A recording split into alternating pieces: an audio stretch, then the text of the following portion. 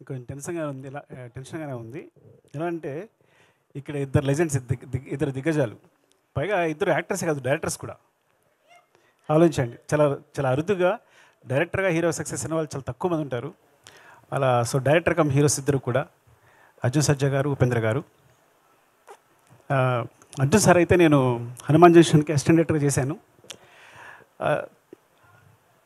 Assistant director చేసేటప్పుడు, వేడిగా చేసేటప్పుడు దూరం నుంచి చూస్తూ ఉండిపోయేవాడు ఆయన్ని. అంటే చాలా కంపోజ్డ్గా, ఇప్పటికీ అదే బాడీ లాంగ్వేజ్, అదే నవ్వు, చాలా వెరీ, అంటే ఎవరైనా అడ్మైర్ అయిపోతారు, ఎవరైనా అట్రాక్ట్ అయిపోతారు ఆయనకి. ఎవరైనా ముందు ఆయన్ని రెస్పెక్ట్ ఇచ్చేస్తారు. అట్లా ఉంటుంది ప్రీ బాడీ లాంగ్వేజ్ కూడా. అప్పుడు కూడా సెట్లో కూడా అంత కంపోజ్గా బిహేవ్ చేసేవారు. యాక్చువల్గా నేను ఎక్కువ మాట్లాడడం కూడా కాదు, చాలా భయపడి దూరం దూరంగా చూస్తూనే ఉన్నాయి ఆయన్ని.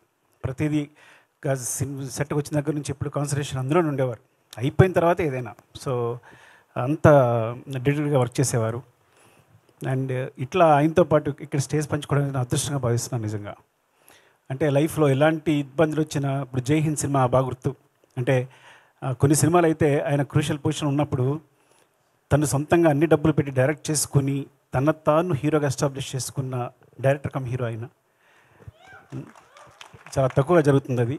అంటే ఆయన ఆయన ఆయన నిలబెట్టుకున్నారు మొత్తం అంతా పెట్టేసి.